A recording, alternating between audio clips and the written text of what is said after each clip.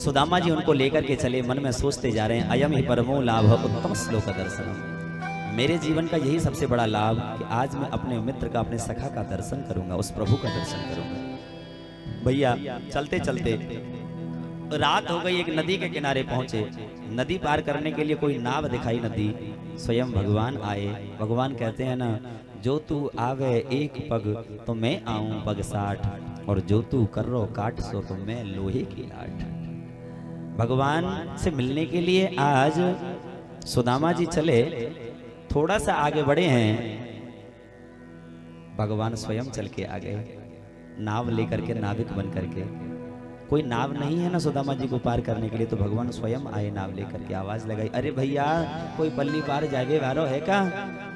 सुदामा जी ने आवाज सुनी, अरे भैया भैया नाविक मोह ले चल, मोह जानो है, आओ आओ पंडित जी जल्दी आओ। नाव में बिठाए चलने लगे। जाते जाते रास्ता में वार्ता हैवी लगी, बातचीत हैवी लगी है। पंडित जी ऐसो लगे आप अपने बचपन के सखाते मिलवे को जा रहे हो। अरे भैया नाविक तू कैसे जाने? पंडित जी मेरा नाम है अंतर्यामी, मैं सबके मन की बात को जानू। अच्छो भैया तू और कहा जाने? पंडित जी मैं तो यूं जानू कि त्यारो नाम सुदामा है। ओ भैया तू तो बहुत बड़ा ज्योतिषी है। पंडित जी मैं यूं जानू कि आज तक तुम गरीब हो। क्यों? ये रहस्य भी जानता हूं, क्योंकि तुमने बचपन में अपने मित्र के भाग के चना खाए थे, इसलिए आज तक दरिद्री बने हो। सुदामा जी रोने लगे, भैया इन बातों को याद मत करा। रास्ता पार हुआ, नदी पार करके उतर के जाने लगे। पीछे से नाविक ने आवाज लगाई, अरे पंडित जी ठहरो ठहरो। सुदामा जी सोचने लगे, नाविक मुझे बिठा के लाया था निःशुल्क कह करके, फ्री कह करके, पंडित जी फ्री में पार करूंगा, लेकिन अब रोक क्यों रहा है समझ नहीं आया। रुक गए, लौट के गए। कहो भैया नाविक क्या चाहिए, क्या कुछ रह गया? मैं अपने साथ में कुछ लाया तो नहीं था। नहीं नहीं पंडित जी मैंने तुम्हें नदी पार कराई, किराया कौन देगा? पैसा निकालो। सुदामा जी की आंखों से आंसू बह गए, भैया गरीब की मजाक मत उड़ाओ। देखो मैंने पहले ही कहा था मेरे पास देने के लिए कुछ भी नहीं है, मैं कुछ नहीं दे सकता। पंडित जी ऐसे नहीं चलेगा, कुछ तो देना पड़ेगा। सुदामा जी कहते हैं, हमारे महाराज जी कहते हैं, सुदामा जी का कितना सुंदर भाव। सुदामा जी कहने लगे, भैया मैं ऐसा गरीब, ऐसा दरिद्री, मेरे जीवन में दरिद्रता और गरीबी के अलावा कुछ भी नहीं है। भगवान स्वयं ही नाविक बन करके आए हैं तो लीला कर रहे हैं। भगवान कहते हैं, पंडित जी गरीबी तो है ना, तुम तो अपनी गरीबी ही मुझे मेरे किराए के रूप में दे दो। सुदामा जी कह रहे हैं, भैया ले लोगे? इस गरीबी में, इस दरिद्रता में मेरे अपनों ने मुझे त्याग दिया, और तू पराया होकर के मेरी गरीबी दान में लेना चाहता है, भिक्षा में लेना चाहता है, किराए के रूप में लेना चाहता है। आखिर तू कौन है? पंडित जी मैंने कहा था ना मैं अंतर्यामी हूँ, मैं जानता हूँ आप भी बड़ी दुखी हो अपनी गरीबी से, अपनी गरीबी ही मुझे दे दो। भैया ठीक है मैंने अपनी गरीबी तुझे दान में दी।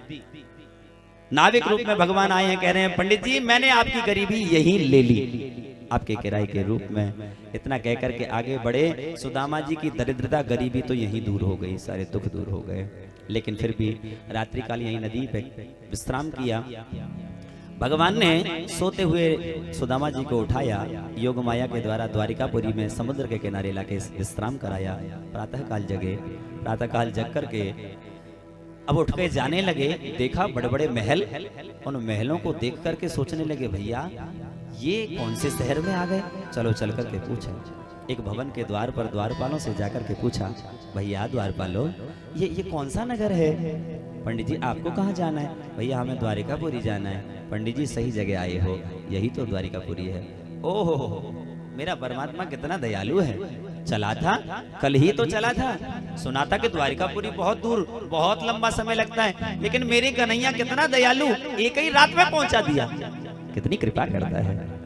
आहा भैया अगर यही द्वारिकापुरी है तो आप जानते होंगे यहाँ आपकी द्वारिकापुरी के राजा है ना भगवान श्री कृष्ण, वो मेरे बचपन के सखा है, बता सकते हो कहाँ रहते हैं? द्वारपाल सहजता से बोले, पंडित जी कहीं ढूंढने की जरूरत नहीं, सही ठिकाने पे आ गए हो, यही महल हमारे प्रभु श्री कृष्ण का महल है। आहा गदगद हो गए सुदामा जी। भैया तो एक बार जाकर के अपने प्रभु से कहो ना कि उनके बचपन का सखा आया है। द्वारपाल तत्काल गए, भगवान से जाकर के, भगवान सिंहासन पर बैठे हैं, और जाकर के कहा, शीस पगान झगातन पे प्रभु जाने को आए बसो के जाने को आए बसे के रामा। धोती पटी सी लटी दोपटी अरु आए गोपाना के नहीं सामा। आए उपनई के नहीं श्यामा। द्वार खड़ो बीज दुर्बल देखा,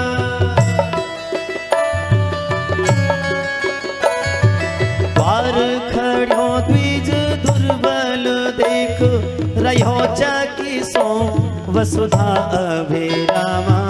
पूछत दीन दयाल को दाम बतावत आपनो नाम सुदामा। बतावत आपनो नाम सुदामा। बतावत आपनो नाम सुदामा। सुदामा जी के स्वरूप का परिचय दिया, तब तक भगवान कृष्ण पर कोई फर्क नहीं पड़ा। ज्यों ही नाम सुना सुदामा, सुदामा नाम सुनते ही कहाँ पीतांबर, कहाँ मुकुट, कहाँ कचनी, कहाँ पादुका, सब भूल करके दौड़ पड़े। मेरा सुदामा, मेरा सखा, मेरे बचपन का मित्र आया है, मेरा अभिन्न अंग हृदय आया है, मेरे द्वार पर इतनी दूर से चल करके आया है। भगवान दौड़े दौड़े दौड़े द्वार पर आए। द्वार पर आकर के उस दीनहीन अवस्था वाले सुदामा को देखा, भगवान का हृदय भर गया।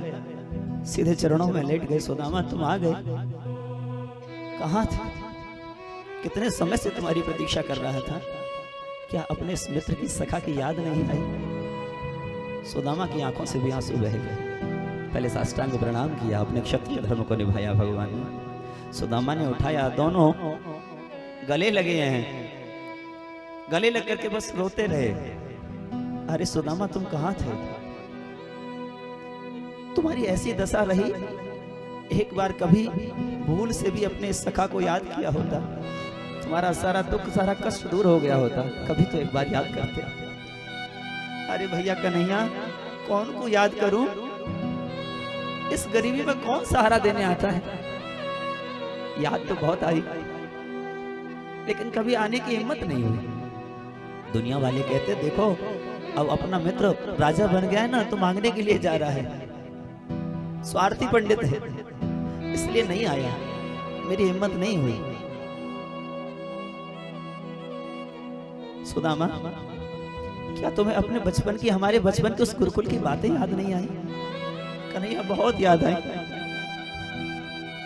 क्या सारी बातें यहीं पूछ लेगा? क्या यहीं से वापस विदा करने की इच्छा है?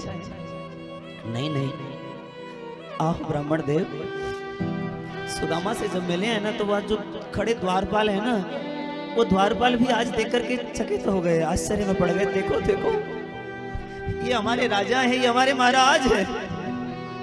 इतने बड़े नगर के, इतने बड़े राज्य के राजा एक साधारण से दीनहीन गरीब ब्राह्मण को देख करके कैसी स्वागत कर रहे हैं, कैसे व्याकुल हो रहे हैं। धन्य है रे परमात्मा, बड़े करुणा वत्सल है, बड़े कृपालु है। न जाने कौन से गुण पर दयानिधि रीझ जाते हैं, यही हरि भक्त कहते हैं, यही सदग्रंथ गाते हैं। आखिर इस गरीब ब्राह्मण ने क्या ऐसा किया होगा, क्या सुकृत किया होगा कि हमारे प्रभु रोने लग रहे हैं? लेकर के अंदर आए, सिंहासन पर बिठाया। जिस आसन पर भगवान स्वयं विराजते हैं ना, उस पर सुदामा को बिठाया। भैया तुम यहाँ बैठो। ये भगवान की दयालुता। कौन पावे या को पार, प्रेम नदिया की सदा उल्टी बह धार।